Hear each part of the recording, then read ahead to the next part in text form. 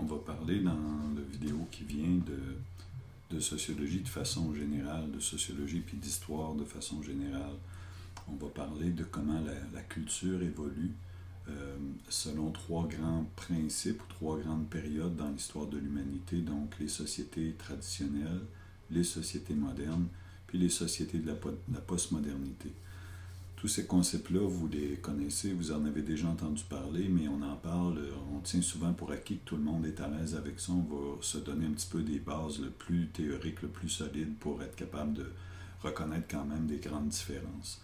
Fait que dans le schéma, vous avez ici sur un premier axe l'espèce de ligne de temps où on passe des sociétés de la tradition aux sociétés de la modernité. Je fais remarquer qu'ici on dit ce passage-là est qualifié de révolution. Ça se fait d'abord sur le plan économique, cette révolution-là. Donc, entre les sociétés traditionnelles et les sociétés modernes, d'un point de vue socio-historique, on parle de révolution économique surtout qui a généré ça. Puis ensuite, quand on passe des sociétés de la modernité aux sociétés de la postmodernité, dans laquelle on serait actuellement, on dit plutôt que le passage est qualifié de mutation. Donc, vous voyez, mutation plutôt que révolution, c'est pas quelque chose d'aussi fondamental. Et cette fois-là, important de le noter, ça se fait d'abord sur le plan culturel. Donc, ça, c'est l'axe principal pour interpréter le schéma. Maintenant, on va venir voir, période par période, à quoi ça peut ressembler. Donc, les sociétés de la tradition, par quoi est-ce qu'elles sont caractérisées? D'abord, on dit par des régulations sociales d'origine religieuse, c'est-à-dire que les normes, les règles sont surtout, dans les sociétés traditionnelles, issues de la pensée religieuse, des traditions religieuses, du pouvoir religieux. Et donc, ça s'appuie sur des mythologies et sur la pensée normative. Donc, c'est vraiment le fondement des sociétés traditionnelles. On n'est pas dans des sociétés de droit ou quelque chose comme ça. On est vraiment au niveau de la pensée religieuse. On dit aussi, deuxième caractéristique, ça ici, c'est plutôt sur le plan de l'organisation, sur le plan économique. On parle de sociétés qui sont basées, qui reposent sur l'autosuffisance. Et ça s'appuie ou bien sur la chasse et la cueillette, ou bien plus tard sur le travail de l'artisan et sur l'agriculture. Donc, c'est les fondements au niveau économique. Oups. Bon. OK. Qu'est-ce qui caractérise maintenant les sociétés de la modernité? On dit d'abord qu'elles sont caractérisées, encore une fois, sur le plan social. Les régulations sociales, cette fois-là, sont de type techno-scientifique. Qu'est-ce qu'on veut dire? Cette fois-là, dans la modernité, ça s'appuie vraiment sur une rationalisation généralisée de l'existence.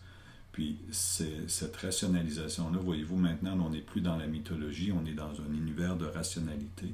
Puis, ça va mener à une forme de sécularisation progressive de la société. Ce que ça veut dire, c'est que le religieux va prendre de moins en moins de place. Puis, la laïcité, la pensée non religieuse va devenir dominante. Ce qui va conduire progressivement à une forme de désenchantement du monde. La magie, les croyances religieuses, tout ce qu'on considérait mythologie, irrationalité est remplacé. Donc, en apparence en tout cas. Et cette rationalisation-là de l'existence humaine va mener aussi à un nouveau système de valeurs qui, lui, sur le plan culturel, permet le développement d'une idéologie beaucoup plus individualiste. Donc ici, dans les sociétés traditionnelles, on était dans des sociétés du nous. C'est le nous qui est important, le groupe. Ici, avec le développement des idéologies individualistes dans la modernité, on va aller beaucoup plus vers une société du je. C'est l'individu qui est central. Deuxième caractéristique des sociétés de la modernité, c'est au niveau économique, cette fois-là, c'est la production de masse de nature industrielle. Donc on n'est plus du tout dans un contexte comme tantôt d'autosuffisance. Production de masse de nature industrielle. Pour ça, il a fallu que des gens accumulent du capital. Il a fallu une nouvelle division du travail qui soit basée sur des principes différents. Puis il a fallu aussi l'apparition de nouvelles technologies. On parle ici, on fait référence en gros à la révolution industrielle.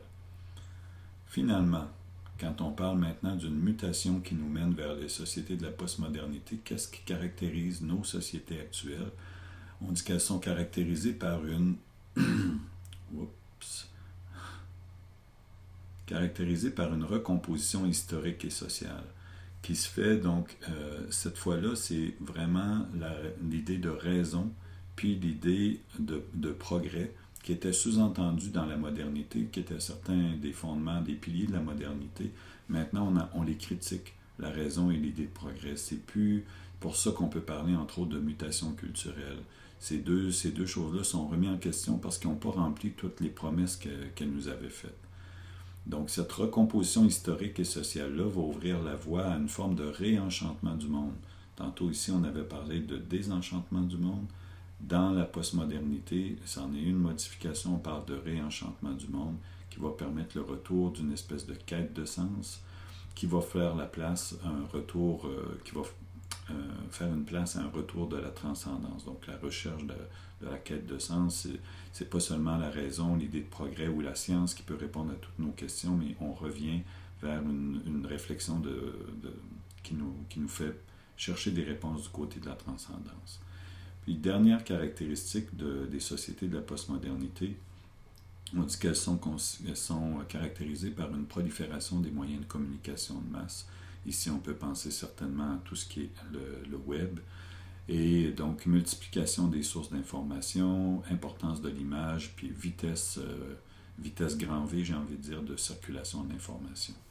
Donc, ça nous fait un portrait très rapide là, de l'histoire de l'humanité, disons, depuis la préhistoire, après la préhistoire, société traditionnelle, société de modernité et société de la postmodernité.